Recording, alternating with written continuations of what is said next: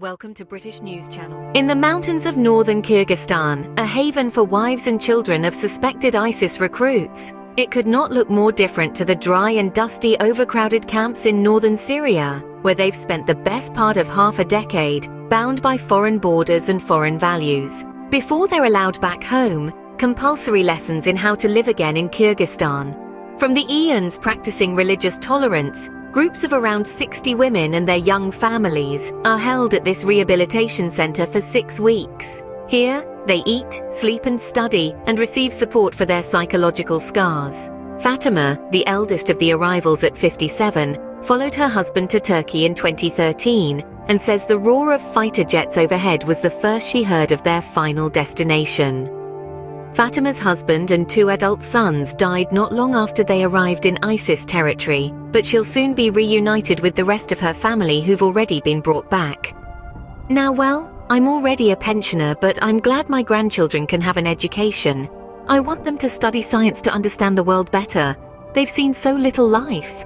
At the center, it is tightly controlled. It lies within 2 rings of military security, and mobile phones are banned. We, like the residents, are under the watchful eye of Kyrgyzstan's security services. If rehabilitation is hard, for some families reintegration is even tougher.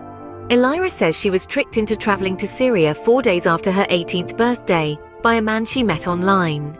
Now 27 and a mother, she faces a new difficulty, feeling accepted in the community. It isn't pleasant.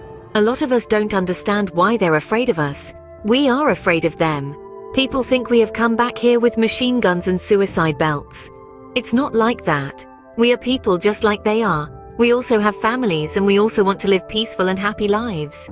Large parts of the population of Kyrgyzstan, where 90% identify as Muslim, are fearful of radicalization in the country.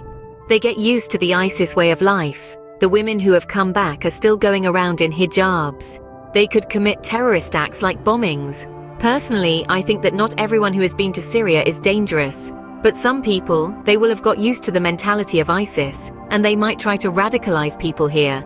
Despite these fears, and after years of fiery debate, Kyrgyzstan is now a world leader in terms of ISIS repatriations. The government hopes this policy will show it is a tolerant country. Our kind of Islam is not radical. We are a small nation that needs to take care of each other, even of those who commit mistakes. Back in the land they longed for, the returning women and their children are shouldering the burden of their misjudgments. But unlike nearly 50,000 people from around the world still trapped in Syrian camps, they have a second chance in life.